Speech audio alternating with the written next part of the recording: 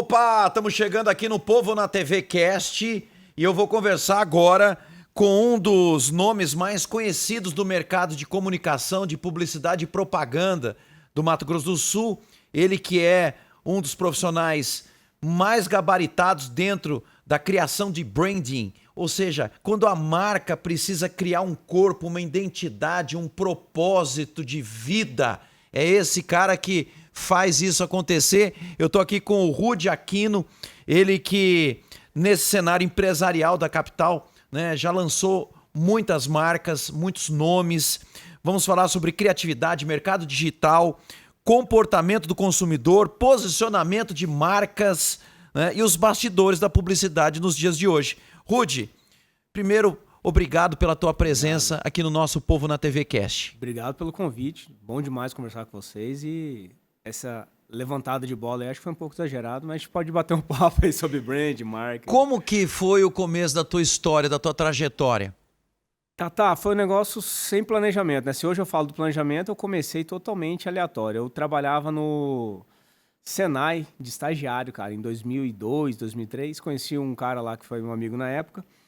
Eu fazia a faculdade de publicidade na Uniderp. E aí a gente percebia que tinha um mercado a ser explorado de pequenos clientes que não tinham quem atendesse. Comunicação visual, identidade visual, coisas do tipo. Fizemos aquelas contas de padaria, falou, cara, estagiário ganha pouquinho, se abrir uma agência vai dar certo. E aí resolvemos tacar o louco na época, vamos dizer assim, e encaramos o desafio. Aí eu comecei a agência em 2004. Um mercado totalmente diferente do que é hoje, uma outra vertente. E para falar bem verdade para você, eu nem sabia muito bem o que era o mercado. Tinha acesso a alguns clientes e nós começamos desse jeito, cara, meio descobrindo no caminho o que a gente queria fazer e qual que era a essência realmente da empresa. Foi assim que a gente começou. E desse caminho, né? Aprendendo fazendo, né? Vai descobrindo ali ao longo do trecho, do caminho, né? As suas atividades, às vezes a demanda fazia você provavelmente ter que se reinventar, né? Mesmo, Agora, o mercado de comunicação mudou completamente, né? Desse tempo para cá. A gente vive uma convergência dos meios de comunicação, das multiplataformas, da digitalização dos meios, né? Como que você enxerga hoje, né? Não só esse desafio de fazer essa comunicação mais digital, mas ao mesmo tempo não perder a humanização da coisa e ainda entregar, né, o que é mais relevante, que é o escopo do que se pretende com tudo isso, né? O que a empresa quer fazer, onde que ela quer chegar. Eu vejo o seguinte.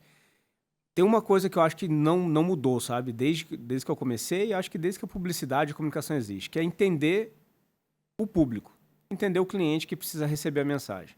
Então, se a gente parte desse princípio de quem que é o cliente, qual que é o comportamento, e não é só o comportamento dele em relação ao produto ou à marca que eu estou anunciando, é o que ele está sentindo como pessoa, como ser humano mesmo, o que ele está passando na vida.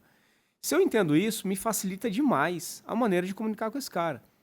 Se eu vou usar o digital, se eu vou usar o off, se eu vou fazer uma visita, se vai ser um evento, aí é secundário, é um ferramental. Parte do começo do seguinte, qual que é o comportamento do consumidor? E aí a gente entra nisso que você falou, a gente está numa sociedade cansada, a gente está numa sociedade de excessos, né? É muita comunicação, é muito estímulo, é muito compromisso, é pouco tempo, é muita correria. E aí eu tenho que partir disso para entender como que eu me conecto com o consumidor, com o cliente, com outra pessoa que está do outro lado. Porque no final ele é um consumidor, ele é um cliente, mas ele é um ser humano, né? Sim. Ele tem família, ele tem problema, ele tem felicidade, ele tem tristeza. E se eu não entender isso, a minha marca, a marca do meu cliente não vai se conectar com ele. Então, acho que a essência é isso. A gente está falando de ser humano. É pessoas que precisam de conexão. É isso. Hoje em dia, qualquer pessoa pode produzir conteúdo. Mas o conteúdo, para que ele tenha realmente um conteúdo, né? Exato, é preciso toda uma elaboração. Com certeza, né? E é preciso se contar uma boa história. Como certeza. fazer isso?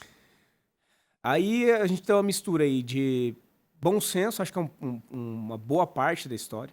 Então, assim, o que eu sempre trabalho como equipe, com os clientes, é, cara, vamos partir do bom senso. Se eu tiver um senso comum do que as pessoas entendem, já é um bom caminho andado. Segundo contar a história. O ser humano sempre gostou de história. né? A história nos cativa. Desde que a gente sentava ao redor da fogueira lá no passado, até a gente sentar e o pai ler uma história para uma criança, é contar a história.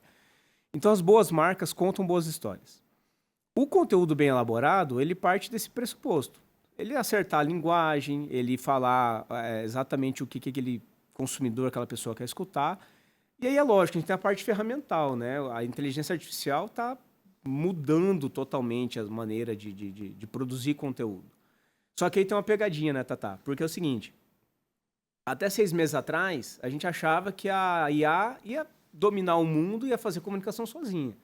Hoje em dia, a gente já enxerga uma realidade das pessoas não gostando de conteúdo produzido totalmente por IA. Porque falta o senso comum, falta o toque humano naquilo. Então, assim, usar IA é legal,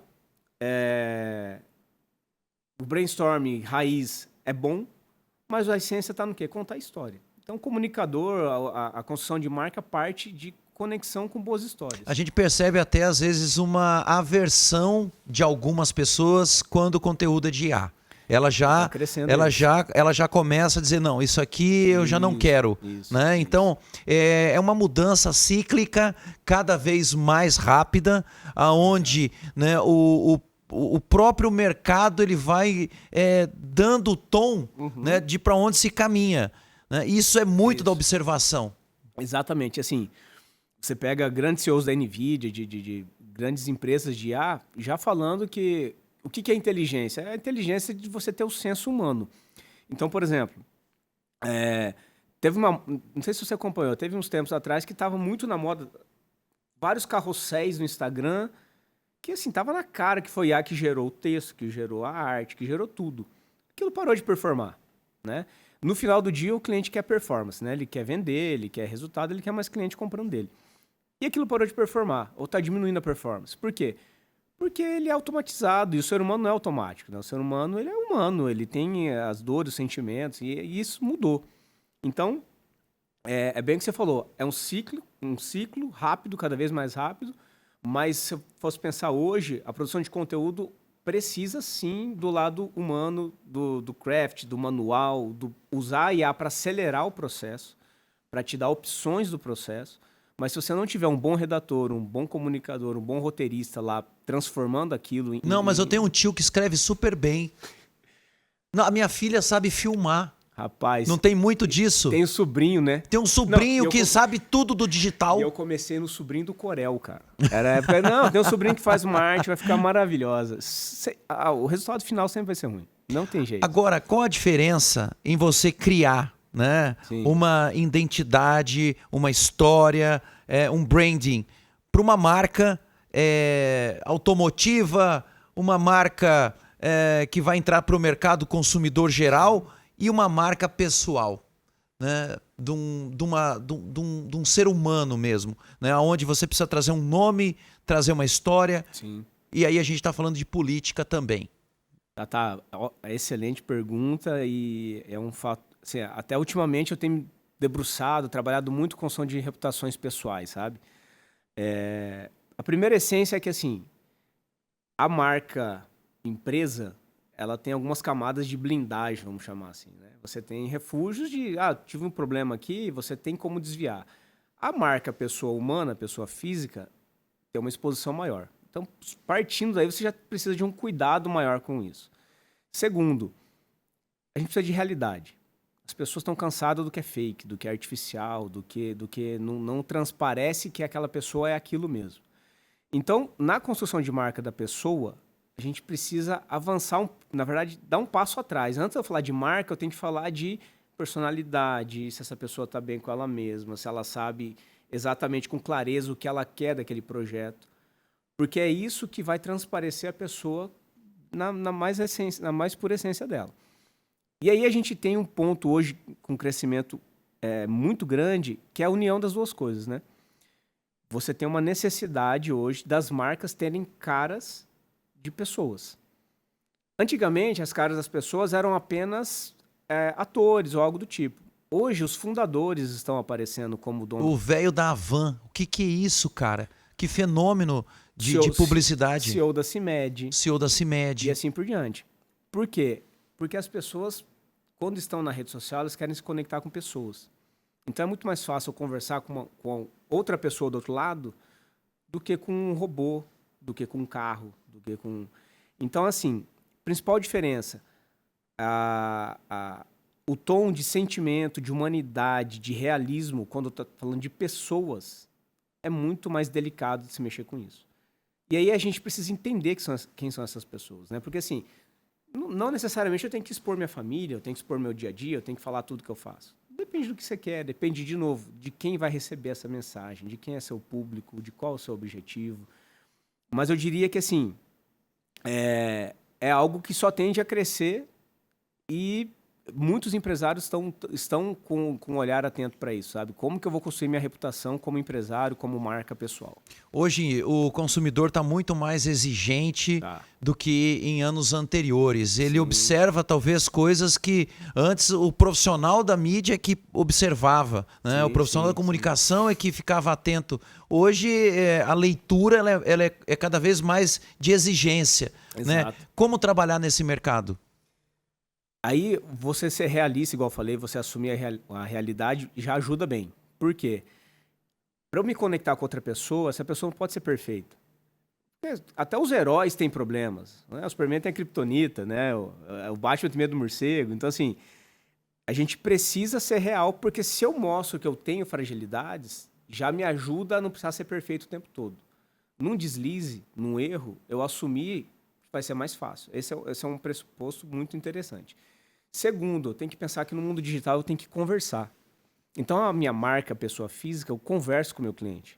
Eu não só falo para ele, igual era a lógica anterior, né? Eu só falava, o cara escuta do outro lado, eu não quero saber o que ele está pensando aquilo. Hoje em dia, não. Eu tenho que dialogar com ele. O direct do Instagram, é grupo de WhatsApp, é canal de transmissão de Instagram. Então, a criação de comunidades em torno de pessoas é muito forte. Por que estou dizendo isso? Onde que isso responde à questão da perfeição que as pessoas estão buscando, do olhar atento? Eles passam a me enxergar como um ser humano igual ele, suscetível a erros, a acertos e a conversar. Então eu consigo criar uma blindagem ali para não ter problemas de reputação sérios, entendeu? Porque Como eu que tô você próximo. analisa o mercado de comunicação em Mato Grosso do Sul, em Campo Grande? Vamos lá, a gente tem várias bolhas, vários caminhos para fazer essa análise, né? No campo de agências, vamos falar de onde eu tô, né? A gente está passando por uma transformação seríssima, né? Que eu acredito que muita gente é apocalíptico, né? Vai acabar a agência. Não acho que vai acabar, né? Ia acabar o rádio convive com a TV, ia acabar isso e a gente vai se acomodando. Mas essa transformação traz uma necessidade das agências serem mais consultivas e menos executivas.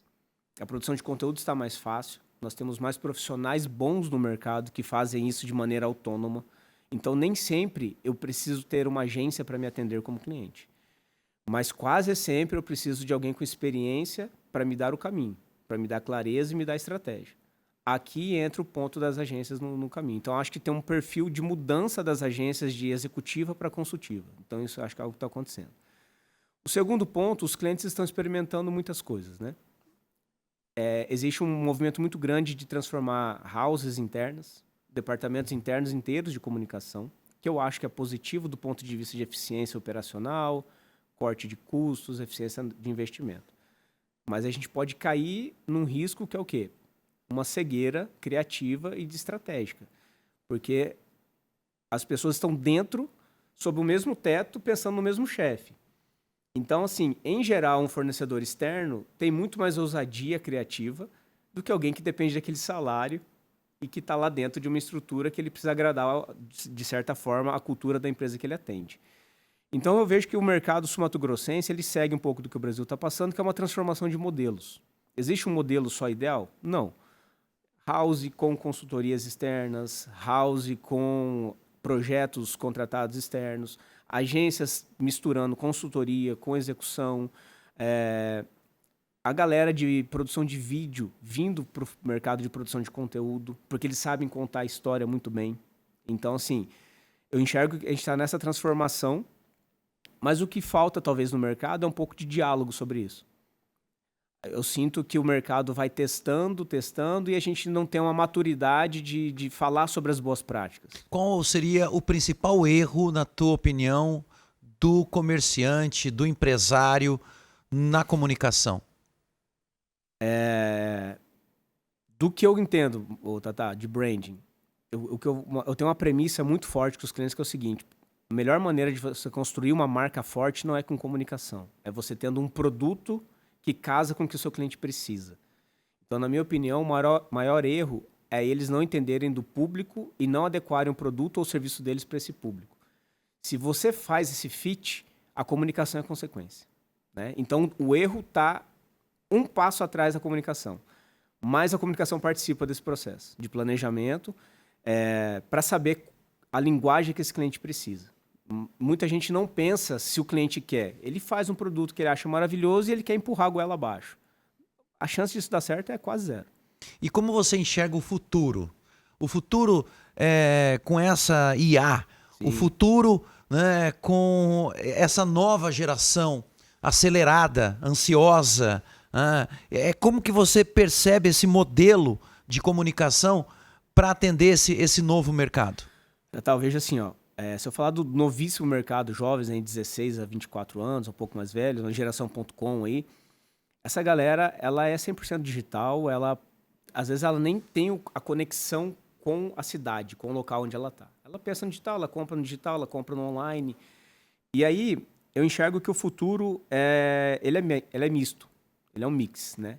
Eu não enxergo um futuro sem o profissional, sem a pessoa, sem o humano pensando. E também é impossível a IA sair das nossas vidas, a tecnologia vai avançar cada vez mais. Então esse futuro basicamente é usar a tecnologia para eu me transformar num super profissional. Então a minha lógica com a equipe, com o cliente é esse. Então assim, eu quero ser um super comunicador. Como? Eu uso a tecnologia para me ajudar nisso. Então não é a tecnologia sozinha, mas ela me acelerando e ela me dando velocidade, eficiência e resultado. Eu percebo que a busca por conhecimento, Sim. né, literal mesmo, ele é infinitamente mais valioso do que a utilização da própria ferramenta. Com certeza. Porque se você não tem conhecimento, você não vai conseguir nem usar a ferramenta da maneira adequada. E aí esse é um dos maiores erros que eu vejo e é engraçado. Você pega um profissional com pouca experiência usando a IA e você pega um profissional experiente usando, o resultado é 100% diferente. Porque a IA, ela realmente ajuda o mais experiente. E o outro, ele usa a IA como muleta. Ele quer que ela resolva. E se todo mundo quer a IA como muleta, o resultado vai ser igual para todo mundo. Um cérebro artificial. E aí se eu quero, por exemplo, me diferenciar como marca, como que eu vou conseguir me diferenciar se a IA está dando o mesmo resultado para todo mundo estar consultando ela? Então, o conhecimento, o estudo, não tem como você parar de estudar, como parar de ler livro, produção de artigo científico, curso, isso aí não vai acabar. Isso tem a tendência até de aumentar, porque as pessoas precisam desse conhecimento orgânico, vivo, sendo produzido. Como você pensa a questão da IA nas campanhas eleitorais, por exemplo? Como os candidatos poderiam utilizar isso de uma maneira que fosse criativa? A gente tem duas partes. A gente tem a IA porta para fora, que é assim, o conteúdo produzido com IA, que inclusive esse ano a gente tem várias resoluções do Tribunal, do TSE, limitando, reduzindo, controlando, que é muito prudente e muito saudável para a nossa eleição.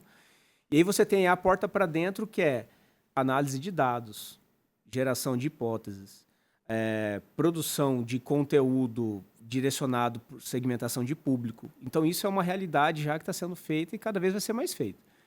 Agora, porta para fora, eu vejo com olhos cautelosos, sabe? Porque a gente tem que preservar quem está do outro lado da tela para ele ter confiança no que ele recebe de conteúdo. O que você deixa de recado para essa nova geração que está nos assistindo, né, que quer fazer da comunicação, né, uma atividade para a vida? Qual é o conselho do Rude? Cara, eu acho que assim, o conselho principal sobre futuro de comunicação e quem está aí é uma área que precisa de bons profissionais, é uma área de muitas oportunidades, que só tende a crescer e cada vez ser mais importante.